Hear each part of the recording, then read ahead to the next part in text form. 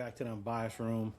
We're here to talk a little bit about the transfer portal and who do we think is going to have the biggest impact on their team. So we'll just go through and list our top three portal prospects, and we'll go from there. Ed, who you got? Hey man, so right off the bat, I know you said who's going to have the most impact for the team we're going to, and I think Darian Mensah coming to Miami, man, it's elevated QB play. You know what I'm saying? He's going to come into a good situation. We already, we had pretty solid QB starter in Carson Beck, but I think he threw too many picks, man. So I think this is an upgrade.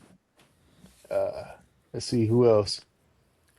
I think Cam Coleman going to Texas is my number two.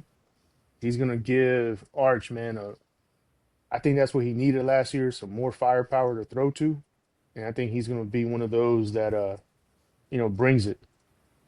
And also Jordan Seton to LSU, man. I think last year LSU just needed a better offensive line. Nussmeier didn't play well, but I think with Sam Levitt there in a better offensive line, they're gonna do great, man. They're gonna be a force to be reckoned with in the SEC. Okay. It's not a bad top three there, my guy. Yeah, you know what I'm saying, y'all. I see y'all faces when I'm talking about the youth. Yeah, I mean this is the unbiased room, man, and then you unbiased, but it's all good. So good, Yeah. man. Ron, who you got? So my first player I got is Jacarius Pete. I mean, left tackles, just like, in the NFL, they're very valuable.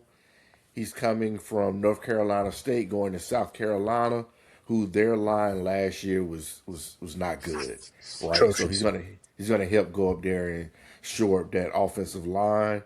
He only gave up 3 sacks last year, and he's played over 2,200 snaps.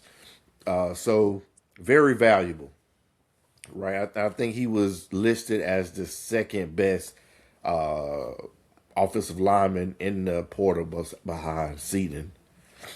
My second impact player would be Damon Wilson, the second from Missouri. So he's going to Miami. They need some edge rushers. I know they got a lot already, but to be able to add him due to the departures of Bain and Mesidor, right? He's already proven. Last year he did. I want to say he had 9 sacks for Missouri last year. Give me 1 second. Here, I'm gonna pull it up. Yep. So I'm sorry. So okay, he had 9 sacks last year for Missouri, and he had 12 quarterback pressures. So I think him partnered with Jason Taylor, who I think helped make both Ruben Bain and Mesidor. I think that's going to be an impact player for Miami. And then my last one is going to be Josh Hoover for Indiana. So Kurt Signetti, he's built. He had a great team this year. Went 16-0. Had the Heisman Trophy winner in Fernando Mendoza. Josh Hoover was probably the third or fourth best quarterback in the portal, but he gives you stability, right? He's not a big name. He didn't cost as much as Sam Levitt or Brendan Swordsby, but I think he can come in and give you solid quarterback play, especially with all the other pieces that Indiana has brought in. So my impact players: Jacarius Pete, Damon Wilson, and Josh Hoover. Pretty good Pretty list. good. Pretty good list. All right, my impact players. Number one, Brendan Swordsby. I put him as my number one because if you look at the defense that Tech fielded last year, they're one of the best defenses, right? Regardless of who they faced up against, those guys were elite. And what they were missing was the quarterback play. Their quarterback play was up and down. I know Brennan Morton got hurt, but he came back, and then how he looked in that playoff game was absolutely uncalled for. You're a college football playoff team. You got to have better quarterback play, and I think they accomplished that because that dude, if you've watched him play when he was at Cincy, he can make all the throws, all the arm angles. He's out there throwing some throws that you make on Sunday. So I think he is going to be very, very impactful for Texas Tech. My number 2, I'm like you, Ron. I went with Josh Hoover. Kurt Signetti, like we talked about before, he's built something great out there, and he didn't go after the super big names. But Josh Hoover is a guy that fits the offensive scheme that Kurt Signetti's team like to run.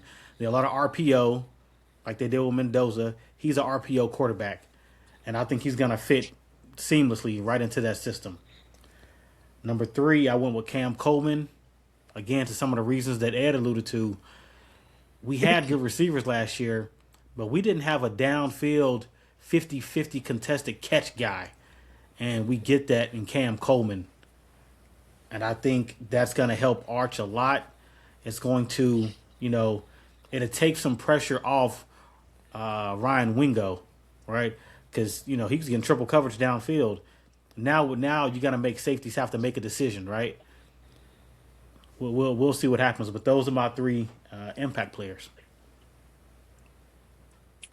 Pretty good. You know what I'm saying? I think all these players are going in situations where they're going to go shine, man, right away. I agree. I think my only knock on your list, Ed, was Sam Levitt. And it's just because I haven't seen him play a complete season. He's been hurt, and every year that he's been in college, he's missed some time. So, how does that look? Like, he won't even be available for LSU in the spring because he's having surgery. So, yeah. We'll see, man. They spent the money on it. I think that's a dangerous move, but it worked out for Miami this year because we were in the same boat, right? Carson wasn't ready to go in spring ball, so it might pay dividends down the line. Yeah, true. All right, well, that does it for this episode of the Unbiased Room. Don't forget to like, subscribe, leave a comment, tell a friend to tell a friend. Until next time, peace.